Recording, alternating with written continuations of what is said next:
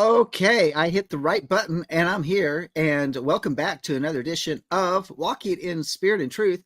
And it's good to be with you. I'm glad that you are joining me this evening because you could be doing other things. But I get to spend a little bit of time here. We just have an hour that goes by super fast because we're going through a journey and an adventure in Enoch. And I'm telling you, what can I say? This thing keeps getting better and better. Or I don't know. It's been good from the start. It's just like another passage, another door, another window opening up, another revelation, another connection in this piece of actually historical, prophetic, apocalyptic literature. I mean, I don't know how else to describe it, but we've been walking through it together, and it's great to be with you here once again on Walking in Spirit and Truth. My name is Pastor John Craig, and my wife Sandi and I pastor Life of Worship here in Amarillo, Texas. So if you ever want to stop by and be part of one of our broadcasts or come and meet us in person, we would love to see you. Have you join with us on our Shabbat services? We'd love to have that as well. And well, when do you do that? On Shabbat, of course, but at noon Central Time. And we meet for the Torah portion from noon to 2. So join us on the Life of Worship Ministries YouTube channel. And then also, we have an hour break, and then we come back with our encounter service where we have a time of praise and worship ministry and a message. So it is always great to have anybody and everybody that can come by and participate with us. So I want to give a quick shout out to those that are in the chat so far. I see Tammy Johnson in there, and Michael, it's good to see you as well. And it's great to be part of your evening. Okay. Life of Worship Ministries, we are sponsored by you. And so those of you that have shared and donated through tithes, offerings, love gifts, some of you sacrificially, and I just want to say thank you so much for doing that. And you're saying, well, how can I participate? Well, you can go to our Life of Worship Ministries website. It's called it's www.lifeofworshipamarillo.org, and you can go there and click on the donate button, and you can partner with us, and you can do a one-time donation, or you can set up a monthly contribution if you'd like to do that, and we would certainly appreciate that. Also, our mailing address is listed on our website, and you can, if you choose to go a different direction and mail it in, feel free to do that as well. It's there for you. And you say, well, I can't give at this point in time. And what else can I do? Well, be part of our prayer team and support us as part of our team that prays for us. I know right now, as we are walking through some health issues with Sandy's mother, we certainly appreciate everybody that's been praying for us. In particular, for Twyla, as she is battling these tumors and some other health issues that came up as a result of it. And then also Sandi, because she has slept very little. Last night she slept 2 hours. Prior to sleeping those 2 hours, she was every 15 minutes. She was having to give her mother a drink of water or answer a question or something like that. So she's getting very, very little sleep and very, very little food because the cafeteria in Lubbock just doesn't have a lot of food unless you want to eat unclean stuff. So pray for her. Here's the goal, and here's the word. They're coming home tomorrow, and we're really excited about that. And and as it is right now, and is that Twyla will have a treatment of radiation, and then they're going to pack her up, put her in the car, and bring her home. And then we're going to work on keep her here at the house and administer everything orally and get her back on the proper supplements. And they're going to get a healthcare nurse to come in and see her. So that's our update so far. And thank you so much for praying. And we're praying that no negatives, we're praying specifically against those negative side effects of radiation, because it causes inflammation, and of all different things, the radiation is targeted in that tumor on our brain, which has its own issues because it's over the speech area. But, and then then it brings inflammation. So we're praying for resolution to the inflammation and and full restoration of health that way. And I just want to tell you this. And as I was getting ready for Shabbat, and as getting ready to host our congregation, and I was in our guest bathroom and I was cleaning it, and I was in front of the sink, I just felt the Holy Spirit just like a whoosh. It wasn't even like even like a word. It was just like the understanding for the confidence that Twyla will be fully restored. And so we're walking through the rough part, but but we see the other side, and that's what I am. That's what we are all believing for. So now I have one other prayer request before we go on and get into Enoch. Tomorrow, guess what? Because Tuesday, Wednesdays, and Fridays are the days that Sandi takes care of our granddaughters, and Sandi's in Lubbock. So what does that mean? There's no backup. That means it's me. And so I'm going to be being Sparky, grandpa. I don't really like that term, but yeah, to my 7-year-old and my almost 1-year-old granddaughter tomorrow at the house. It's going to be okay. We're going to get through it. We're going to make it. I just told Sandi, I just need to have someone come over for the diaper checks, because that is like, I just don't have a lot of peace about that. Me and diapers. And I told her, Sandi says, well, don't worry about it. Some days, there's none of I won't go into it. I'm just saying it. But some days, she goes, some days it doesn't happen all day long. And then some days, I said, but some days it happens like 7 or 8 times. Yeah. Stinky diapers. Oh, I have a mask. It's all ready. I've got the mask ready, and I'm going to have everything laid out. And we're going to have, I need to have gloves, and I'll put my gloves on, and I'm going to be ready. I'm going to be ready for it. I'm going to get the mindset, and we're going to take care of her, because she's not going to be sitting in a nasty diaper. I'm just saying. Okay. Why is it such a big deal? It's just traumatic for me. It is. It really is. And because the one other time in my life I ever changed a diaper was Amariah's, and I was in such trauma, and as of all different times, it was the nasty type, and I was so traumatized as she sat there looking at me and smiling. I even got the diaper on backwards. So, I mean, oh, Father, help me. I'm ready. Essential oils in the mask. Now, Tammy, that's a great idea.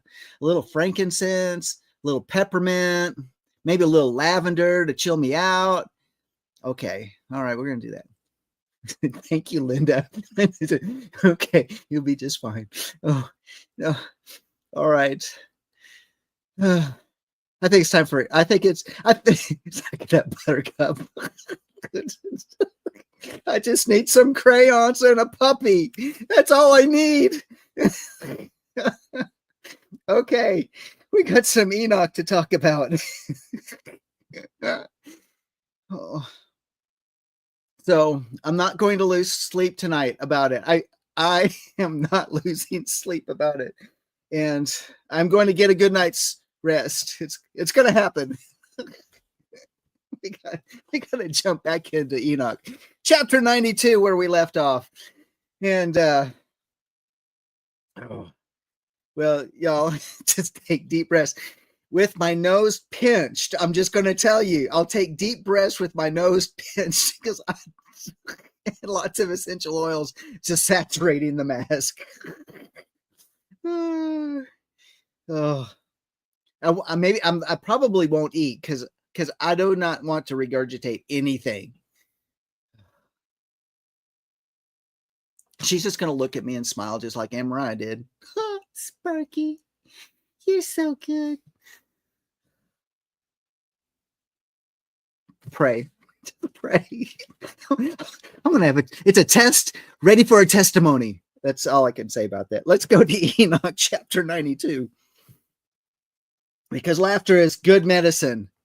if Twyla and Sandy are listening right now, I'm pumping in good medicine into that hospital room. Oh goodness. Okay, fast and pray. and then I'm going to say it's nap time, and I'm taking a nap. So everybody takes a nap now. Yeah, because as soon as the girls leave, boy, it's we're in the insurance business here in the Panhandle. It's cat season, catastrophe season. I've been slammed with wind driven debris claims, and I've had semis that rolled. Looked at two tractors, two trailers today, got rolled by the wind. Yeah, one guy's just going 20 miles an hour, but he just emptied and rolled his truck. I mean, those winds were crazy. Okay, chapter 92 of Enoch. Now that you put up with me for the first few minutes, and which Sandy can probably go through and master and cut all of this silliness out, but I want to talk to my friends and family first because I need moral support. Seriously. Remember where we left off? Chapter 92. So Enoch was remember, he was describing this vision that he had, and he was describing it to his son Methuselah. And this is before Methuselah was born, when he had so many of these visions, and he wrote them down in a book. And it was before Enoch was even married, right? And you say, hey, married? Yeah, his wife was Edith, according to Enoch. That's what he called his wife. Okay, and so we got to this point in chapter 92. So, and we barely got like 10 verses in. But he starts talking about these seasons, like epic of time, these like time periods, and he begins to describe these time periods. And I was kind of giving you some of my thoughts on it, and then I did a little bit more research.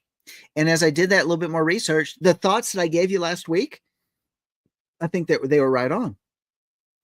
They were so I was really happy to see that other people that I hadn't researched or looked at, but I did get some commentary from some others, and they're in alignment with some of the things I talked about. So about these epics of time that he calls the first week and the second week and the third week, and so let me just do a quick review in 92 verse 4.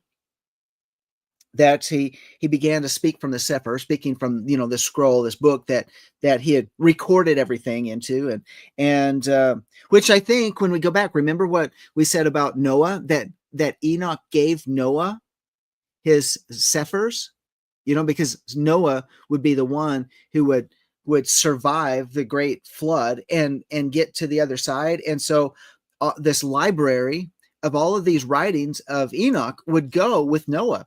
Which tells me one thing, is that Noah could read, and that he would be able to teach his children and his grandchildren, and specifically when we think about Shem, and Shem carrying that lineage forward from Noah, and that Shem would be reading, and this whole heritage of I was going to say intelligence, which it is, but I would say spiritual intelligence, as opposed to emotional intelligence or like IQ type of intelligence, but the spiritual heritage would be handed down, and with it an educational intelligence.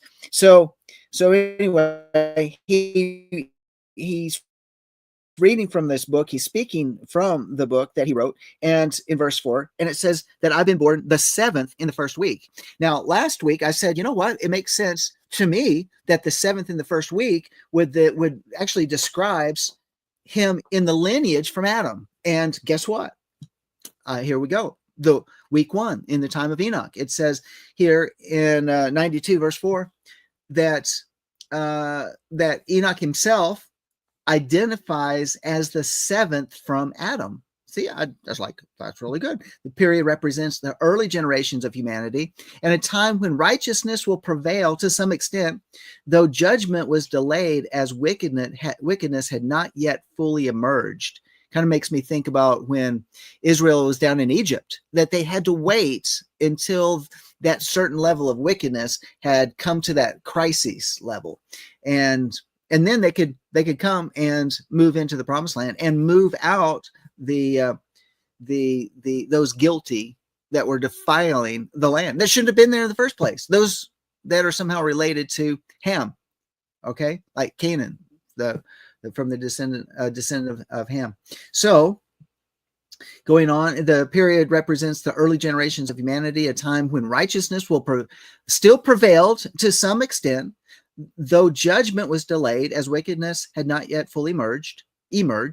It aligns with the pre-flood era up to Enoch's lifetime, a time of relative moral order before widespread corruption. Because remember, it was that time ended when Methuselah died, and Enoch was no more on the earth, right? He was some would say he was raptured. No, he just got to leave this realm and got to be in the presence of Yah. So without dying. So that's week 1 that we were reading about. Let's go on a little bit more here. And then it says in verse 5, but after me, in the second week. So he's talking, but after me, in other words, he's even acknowledging he's not going to be here for the second week. And great wickedness shall arise, and fraud shall spring forth. In that week, the end of the first shall take place, in which man will be saved. But when it is completed, iniquity shall grow up, and he shall execute the decree upon sinners afterwards in the third week. So week 2 is about this rise of wickedness and the flood, and where the commentaries say this period marks the increase of sin and deceit.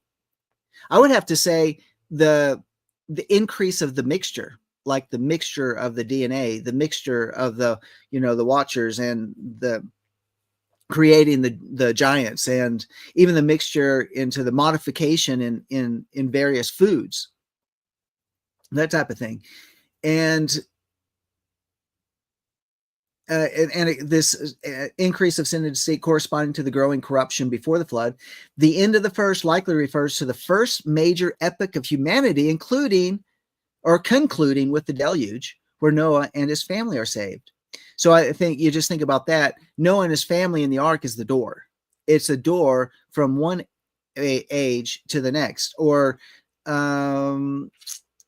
which Noah is, that Noah and his family are the transitional generation, you might say. The transition, they're carrying the righteousness from the prior week, or of week 2, even carrying it from week 1. I mean, I think Noah, he was born probably in week 1, but going through week 2 and carrying it through to the other side. So very important. And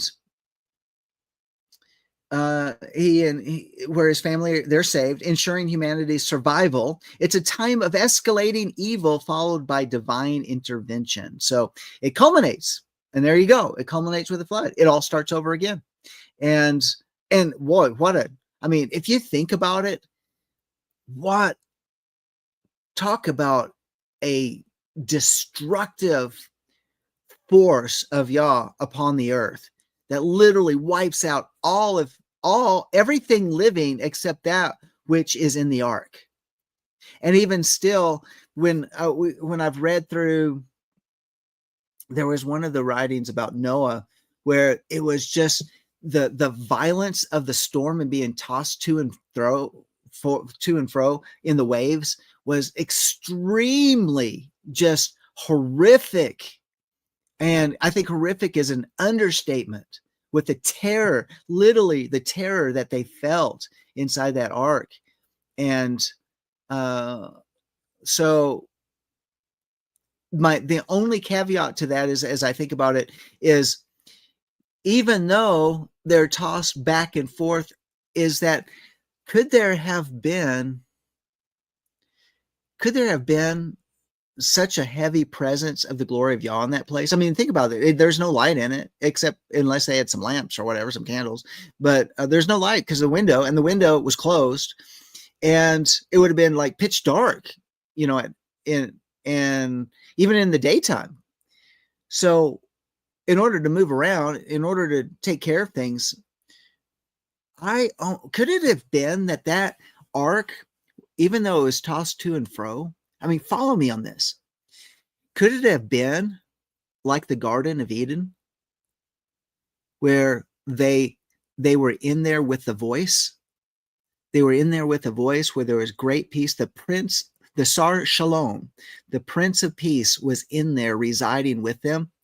And where we've been talking about this in Torah portions, like, for example, Moshe, when he went up the mountain for the 40 days and 40 nights, and then after the golden calf incident, he goes back up there for another 40 days and 40 nights.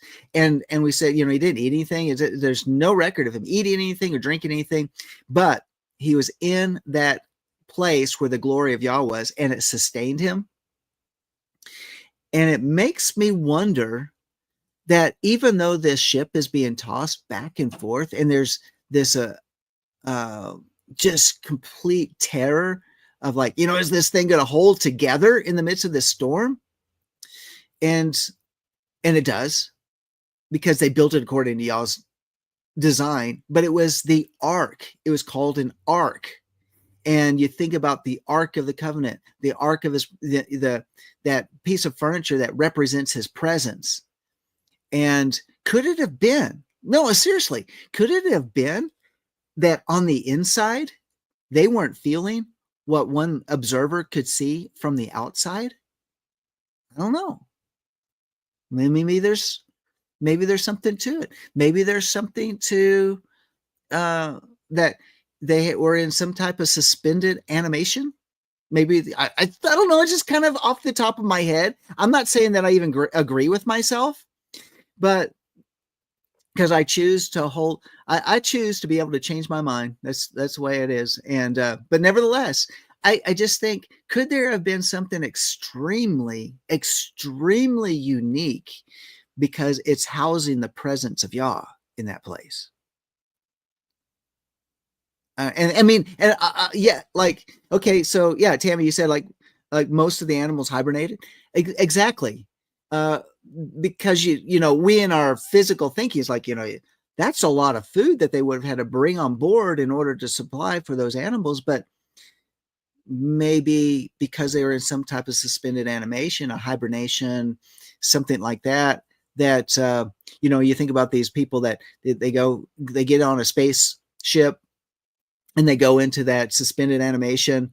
So over the course of like 10 years of life, they sleep it through, and their body is sustained in the same way as they left. And so when they get there, it's like no time has passed, but even though 10 years may have passed, I just wonder. I'm going to ask Yeshua. Yeah, that's what I'm going to do. Because no drama mean. I know.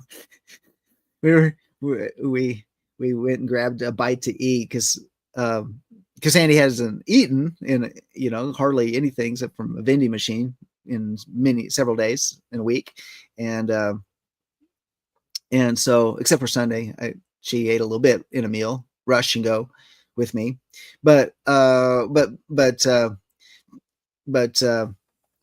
Emerai was sitting in her seat behind the driver's seat. She's like, I don't feel good. I'm getting car sick. Like, yeah, whatever. She ate good today. Emerai ate really good. I've never seen that girl put away so much food. Whew, boy, I tell you. Anyway, but I was just thinking about that. There's nothing, there's like the scriptures are kind of silent about how they lived through the ordeal. And so I'd like more information. I want more information. Okay. So going on. So that's week 2. And then we have week 3. So if you go with me to verse 7, verse 8, afterwards, the third week during its completion, a man of the plant of righteousness, righteous judgment, shall be selected, and after him, the plant of righteousness shall come forever. So last time I said, I bet you that's kind of like we where we see with the descendants to that's handed over from Noah to Shem and Abraham's descendants all the way to Moses. And so that's kind of what I was thinking. And then this is here's what some commentaries think. After the flood, iniquity arises again. This week likely spans the post-flood era, possibly including figures like Abraham, where Yah begins to choose a righteous lineage. Right? Yeah, that fits. The decree upon sinners suggests ongoing judgment against the wicked, perhaps reflecting events like the destruction of Sodom and Gomorrah or the Tower of Babel dispersion.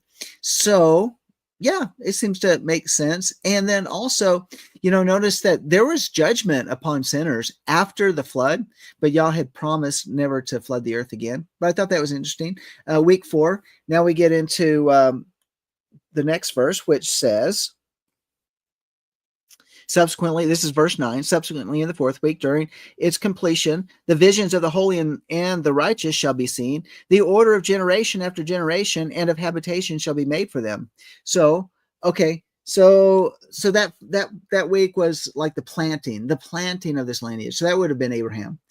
And then we have week 4, the giving of the Torah is how it's described. And this period is often interpreted as the time of Moses and the giving of the Torah at Sinai. The visions of the holy and righteous may refer to prophetic revelations and the law for all generations, the Torah for all generations, pointing to the establishment of the covenant with Israel, a pivotal moment in biblical history. So, yeah, week 4. That makes sense, right? And it would cover that time of coming out of Egypt, the time in the wilderness, the time of with Joshua moving into the promised land, and all the way up to the building of the first temple, because week 5 now begins with, let's see, got the fourth week. And then, in verse 9, in the middle of verse 9, then in the fifth week, during its completion, the house of glory and of dominion shall be erected forever. So after that, and then it goes into the 6 weeks. So, and I talked about that sound like the building of the temple. And so here's the thought that this one commentary says, this week corresponds with the construction of the first temple by Solomon, a house of glory. Remember when they dedicated the temple, the priests were not able to stand because of the glory of Yah filled the place. Symbolizing Yah's presence among his people, it reflects a high point of Israel's history, though the forever aspect may hint at its spiritual significance rather than its physical endurance, given its later destruction. So it goes back even to some of the things we've been talking about in the recent Torah portions in the building of the tabernacle. And I think that you can apply it forward to the time of the building of the temple itself, because they built it with stones. And it was really beautiful, a beautiful structure. And they took their time, an amazing feat, architectural feat, and also, I would say, artistic feat. But nevertheless, but it says here, it points, it's a high point in Israel's history. But what about this forever aspect? Because it was torn down. But I think it's like an exclamation point of the things we've been talking about in the Torah portion when with the building of the tabernacle and gathering of the materials of the tabernacle, all of the building materials, from the fabric to the wood to the gold and the silver and the bronze and all of that, plus the garments of the priests and the gathering of the special oils and all that. So anyway, I was just thinking, what does that represent? That was not to be the end of itself. And I even made the suggestion that would there have been a design of a tabernacle in the wilderness if there had not been a golden calf incident, which because ultimate or actually, even if step back a little bit further, had the people received the voice like they should have in Exodus chapter 20, if they had received the voice and not asked for Moses's intervention to hear for them, that they would have been filled with the Holy Spirit like on the day of Pentecost or Shavuot in the second chapter of Acts, and they would have truly been the living stones and the living tabernacle in the wilderness. So I just kind of think about all of that, and yet that reflects the forever aspect, the eternal nature of the temple. So forget about building any type of temple, especially when it doesn't have the right priesthood in there, and it's built by those who took or usurped power and have departed from Torah. I mean, that they elevated other commentaries and writings above the Torah. So you have to think about that. But what still remains? There's always this remnant that remains, and that's where we're going to get into a little bit more. But that's the 5th week, and let's go into the 6th week. So now, verse 10, after that, in the 6th week, all those who are in it shall be darkened. The hearts of all of them shall be forgetful of wisdom, and in it shall a man rise and come forth. And during its completion, he shall burn the house of dominion with fire, and all the race of the elect root shall be dispersed. So all the race of the elect root shall be dispersed. And so the 6th week is that time of apostasy and exile. Well, we know, first off, after the building of the second temple, during the time of Solomon, then it was after his death and his son takes over, the northern kingdom split. So that's where we start having this apostasy. They set up their own place. They changed the feast days. They set up their own altars. They actually included a golden calf, one in the northern part in the northern kingdom itself. There's one up north, and then there was one down south, so that the people didn't have to go all the way to Jerusalem to worship. But it's a way of control. It's political control. Look, we're gonna worship. We're gonna have Sukkot at this time, not their time, because we have a better understanding of the Scripture. We can just change it because we have the authority to do that. I mean, you know how that we've heard those arguments before, and because we hear it from all different sides, don't we? Nobody has the right to change things. Nobody has even to the point of saying that Yareach, which means month, is the same thing as Rosh Chodesh. It's not. It's two different things. So that's a whole nother thing. You go check out our discussions on the priestly calendar. So, okay, so here we go on this apostasy of exile. It says this period covers the decline of Israel, where wisdom fades, that's apostasy, and a man ascends, possibly a king or a prophet, though ambiguous. The burning of the house of dominion aligns with the destruction of the temple by Nebuchadnezzar in 587 BCE, followed by the Babylonian exile, dispersing the elect root. And so, because there's one, the apostasy already took place in the north, but according to Hosea, that the southern kingdom, Judah, was more wicked than her sister in the north. And of course, they were hauled off into captivity, just like the ones in the north where they were hauled off. Many of them, escaped the Assyrians, but many were hauled off in the north and taken to Assyria and enslaved. And so we just have a time of that exile. Israel was struck, northern kingdom first, second, and then the southern kingdom. So that's the 6th week. Then we go into the 7th week. Because I always like to think, well, the 7th week, does that not fit like the millennial reign of Yeshua the Messiah? But the way Enoch's describing it, and you kind of line it up historically, it's like, well, I think that seems to make sense. And the commentaries agreed with me. So I like that. Then verse 11, and during its completion, he shall burn the house of dominion with fire, because that's when the temple was destroyed. The first temple was destroyed, and all the race of the elect root shall be dispersed. Afterwards, in the 7th week, so now we're in the 7th week, a perverse generation shall arise. Abundant shall be its deeds, and all its deeds perverse. During its completion, the righteous shall be selected from the everlasting plant of righteousness, and to them shall be given the sevenfold doctrine of the whole creation. So, okay, so that's the 7th week. And I mentioned that. So after the return from exile in terms of the southern kingdom, it was during that time period that they had to go through the process of rebuilding the temple. But then it was the power was usurped from the rightful priesthood. And, you know, so, and who took it? Well, it ended up being taken by the Hasmoneans. And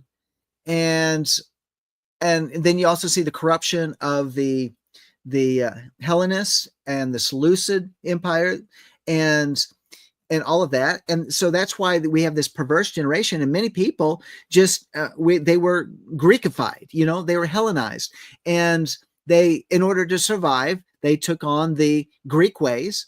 And in fact, many people in that time period even forgot the Hebrew language, because they in order to go along to get along, they learn Greek. And, once you get to the second generation starts to not know the language of their parents. I mean, think about that in terms of those that come into the United States, and they're coming from other countries, and they speak their native tongue when they get here, and the parents oftentimes have a hard time learning the English language, but their children are educated in the United States, and they speak English fluently like an American, and they sound like an American, and oftentimes they have to translate for their parents. But they're beginning to distance themselves, but they can still speak the language. But then by the third generation, those children don't speak any of the language of their grandparents. So, yeah, I think, you can see that in terms of cultural changes and turning. But that was all about what the Maccabees were about in terms of restoring the historical heritage of the land.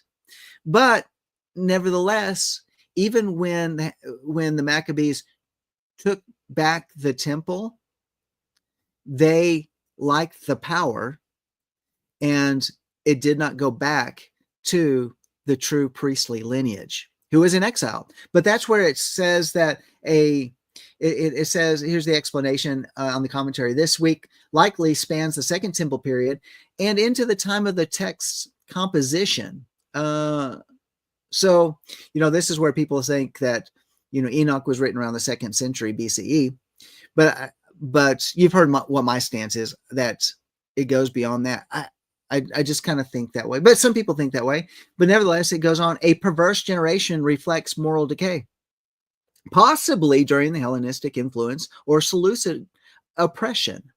The righteous being selected suggests a remnant like the Qumran community, or even the early, what are called the early Christians, but the first century believers, receiving divine wisdom and preparing for renewal. So there's always this remnant that in the midst of everything else, they're still around, and that's where I hope that you and I are, right? That we're part of that lineage. And so that's the 7th week, and that kind of gets us up to, through the Second Temple period and the 1st century, when Yeshua came. So let's go on to the next. So that now we're on to verse 13. Afterwards, there should be another week, the 8th of righteousness, to which shall be given a sword to execute judgment and justice upon all oppressors. Sinners shall be delivered up into the hands of the righteous, who during its completion shall acquire habitations by the righteousness, and the house of the great king shall be established for celebrations forever. So now this one's a little bit of a conundrum. I don't know if I completely agree, because I'm trying to kind of like I'm definitely not a history you know, I mean, I like history and stuff. I'm just not, an expert at it. But so in this 8th week, this commentary says the future period ushers in a time of divine justice where the righteous wield a sword, symbolic of judgment against oppressors. It may reflect a messianic age with the house of the great king, suggesting a restored temple or a new spiritual order.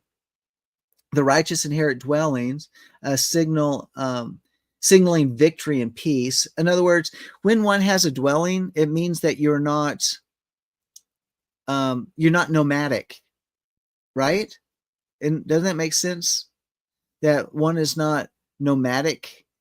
If you have a place to live, you're not moving from one location to the next, like Abraham and Isaac and Jacob, because they were of tents. They lived in tents. They're also of the Torah. And so what is this time period? Are we in that time period? And then, like, is there, what justice or what type of divine justice is being wielded against oppressors? Because and there might be some time periods where during these last 2,000 years that there might have been some righteous leadership in the world, sovereign nations, sovereign leaders in the world. But only thing I can think of is, like, how could that ever be? Because, I can't really say that, after the 3rd century and the establishment of the Holy Roman Catholic Church and all of the corruptions that came through that, when you study that history, I was like, well, where's all the divine judgment and, like, judge taking a sword against the oppressors and all that? And I'm like, but I don't know. Okay, I'm just pontificating, but it is a period of time, and they didn't call it Dark Ages for nothing. I mean, seriously, it was the Dark Ages because they stepped out of the faith of their fathers. They turned their back on their Hebraic heritage, and there's many coming out of that dark period of time. And in spite of that, you think about the revivals that have taken place. Like in America with the first and second Great Awakenings, and even that desire for this next Great Awakening, the different revivals over different time periods, and that's where Yah is shown forth His power, especially right before great times of war. But where many came to know Him before war took, the sons that had to go into battle. So, which is good. I mean, Satan didn't get to fill up his dominion with the dead soldiers that never had an opportunity to know Yeshua. It's like divine intervention. A lot of young men got saved before going to war. It's just, which is a good thing. So we go to week 9. Okay, week 9. So now in verse 14, it says, after this, in the 9th week, shall the judgment of righteousness be revealed to the whole world. Every work of the wicked shall disappear from the whole world, or from the whole earth. The world shall be marked for destruction, and all men shall be on the watch for the path of integrity. So that is the 9th week. So here's the commentary on that one, where it says, this week extends the judgment, cleansing the earth of wickedness. The world marked for destruction implies this transitional phase, kind of like during the time of Noah, with humanity seeking righteousness, possibly preparatory to the final renewal. It suggests a global shift toward godliness, which then now I'm fast forwarding to the book of Revelation. And maybe all these apocalyptic other writings that are within the scripture, like Daniel and Zechariah and Jeremiah and Isaiah and all them. So Zephaniah, Hosea. Okay. So I'm thinking about that in terms of what they have said in the time of the coming of Messiah, a time where there's great judgment comes upon the earth with various judgments, the breaking of the seals, the bowl judgments, and the bowl judgments, the breaking of the seals, and what other judgment? There's another set of judgments. Okay, my mind's gone blank because I wasn't looking at that part today. But going on, so that was in that week, it says, and after this, the seventh day of the 10th week, there shall be an everlasting judgment. So now we're in the 10th week, which shall be executed upon the watchers, and a spacious eternal heaven shall spring forth in the midst of the angels. The former heaven shall depart and pass away. A renewed heaven shall appear, and all the celestial powers shine with sevenfold splendor forever. Afterwards, likewise, shall there be many weeks, which shall externally exist in goodness and in righteousness. Neither shall sin be named there forever and ever. Who is there of all the children of men capable of hearing the voice of the Holy One without emotion? Who is there capable of thinking his thoughts? Who is capable of contemplating all the workmanship of heaven? Who is comprehending the deeds of heaven? He may behold its animation, but not its ruach. He may be capable of conversing, but not of ascending. He may see all the boundaries of these things and meditate upon them, but he can make nothing like them. Who of all men is able to understand the breadth and length of the earth? By whom have been seen, or by whom have been seen the dimensions of all these things? Is it every man who is capable of comprehending the extent of heaven, what its elevation is, and by what it is supported? How many are the numbers of the stars, and where all the luminaries remain at rest? So he finishes out. So there we go. The last week talking about, which is the final week culminating in the ultimate judgment, targeting the fallen watchers. So we know about them, the fallen watchers, and which many of them were actually imprisoned and will not ever be released. That they will just go. They're waiting for this final week to transpire, where they will be judged for eternity. Never have seen freedom in all of these epochs of times, and let alone I think about, but what about other watchers in the earth?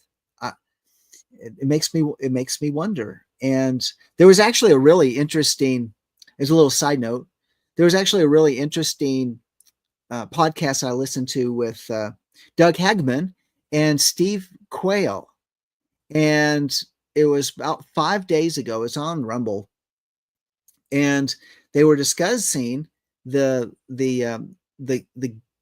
pyramids at Giza and what's in it and what's under it, and how it has this. It's actually like a generator. It's a power source, but those pyramids all have structures under them that they are as the tallest building ever built. So I'm thinking the tallest building ever built is like the one in Dubai, I think. I mean, it's huge. I mean, it's super, super high. And these things are twice as deep. The structure is twice as tall if you put it on the surface of the earth and set it next to that structure in Dubai. And it goes all the way that far deep underneath the pyramids. And it said it's got these coils. It could be a descending spiral stairway that goes all the way down to the bottom. And down underneath are these huge rooms. And they described even beyond that underneath the pyramids in the Giza Plateau is like a complete underground city. You're like, where in the world did all this come from?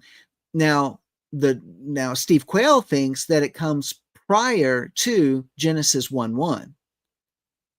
And that when it was built. But there's something else that I learned, is that they found copper wiring that's inside. it's built inside the pyramid. And so that would be transmitting electrical power, that's being generated through this somehow connection, and that it's like a big generating power plant, using the earth to produce free energy. And then he was also talking about how these each one of these pyramids, because of their power, where they're located and all that, also connect with all these other pyramids around the world. And that most likely all these other pyramids around the world also have these big structures underneath them. And that there's even some major pyramids, even bigger than that one in Giza, that are in the ocean. They're under the surface of the ocean. And so, I mean, this is totally blowing my mind. But when I think about all of these different things, these are like some people would say they're off-world technology. I'm going to say this is all fallen angel technology. That's what I'm thinking. And I'm thinking that possibly that, he goes pre-Genesis 1:1, which a lot of people hold to that theory, but could it have been very well that it was all this was built up during the time during the time in that first period between Adam and the flood, and somehow connected. But they say that it's also, you think about that Stargate movie, that it has the ability to move people and communicate all the way around the world to other pyramids. So like you could go into one and be translated to another pyramid in another part of the world, because what they found in these other pyramids around the world is the same type of glyphs. I'm not saying like they're the same type of Egyptian hieroglyphics, but these are glyphs. I said glyphs. They're glyphs. Glyphs that actually describe and give instructions on how to use the power plant. I don't know. It's kind of interesting. Blew my mind. They were talking about it. So very, very interesting stuff. So the final week culminates in the ultimate judgment, targeting the fallen watchers, the angels of earlier Enochic narratives, and ushering in a new creation. The new heaven echoes Revelation 21 with eternal righteousness established, completing the cosmic cycle of Enoch foresaw. And of course, we know that over in chapters 21 and 20 and 21 of the book of Revelation, that's where we have the new creation, that the old creation passes away. We have a new creation, a new heaven, a new earth. And we see that that there's no need for a lamp, because Yeshua is the light, and all of that. So it's very interesting. And then it says this, this new Jerusalem comes down from heaven, and it's like 1,500 miles by 1,500 miles or something like that, and by 1,500 miles, but it's describing the shape of a pyramid. I mean, some people think of it a big block, but a big block, which it could be, but I think the shape of a pyramid makes more sense, and it's huge, and that's the New Jerusalem. And then you think like, oh, what's going on with that? And who gets to live there? It's the bride. So what's going on inside that pyramid? When you think about the pyramids at Giza and other places around the world, it's not like it's a big structure inside the pyramid itself, even though down underneath could be. I don't know. It's blowing my mind, and it's very, very interesting of how this all fits together. I mean, what do you think? Stargate SG-1 isn't such science fiction after all. I mean, seriously, that's because you have these glyphs that they have to line up at a certain place, a certain time, and they put it in a certain position. And when they do, then a gate opens up, and they're able to transfer from one realm or one earth into another world. And that's the whole point of Stargate. But what are they telling us? Because they discovered many of these things back in the 50s. Egypt won't let people go in and excavate to figure out what's down below either, because Egypt is holding their cards close. And so archaeology is very, very limited. And it makes me think too that Egypt has a lot of power in the secret knowledge that's being that so many people around the world want to get their hands on, and they could actually wield it for their purposes and maybe bring Egypt out of, Egypt is not, your typical first world country. Let me just put it that way. But all right. Well, yeah, some interesting thoughts there at the end for you guys. I don't know. You got to get me pontificating. But nevertheless, I do want to say this. What is Enoch saying? He's asking a lot of questions, just like Job asked. Job asked the same type of questions. And Yahweh even or questioned Job. Well, where were you when creation was formed? Like those type of questions here. It's like what we may be completely like contemplating all of creation, and those questions are really good to ponder on. It's like, oh, what are we going to be doing in the future? Pondering everything that Yah's done and being amazed for eternity. That's all I can say. Well, thank you for joining me on this edition of Walking in Spirit of Truth. This has been Pastor John Craig, and broadcasting from Amarillo, Texas. And until we see you again on Shabbat, we'll see you on Shabbat, and looking forward to that. So have a blessed week, and shalom, shalom.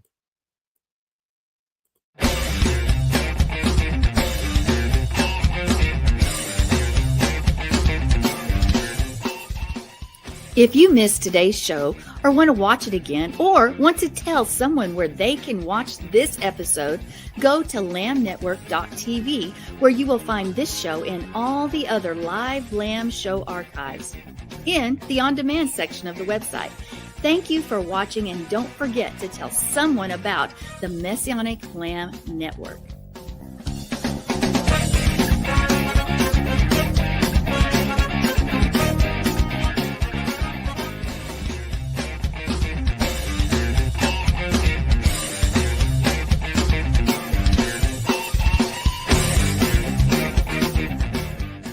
We are richly blessed to bring you what we believe is the fullest, most diverse, yet up-to-date progressive teachings, discussions, and prayer programming you can find anywhere on this planet.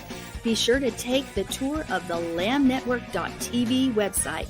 I'm Sandi Craig, thanking you for joining us on the Messianic Lamb Video Network.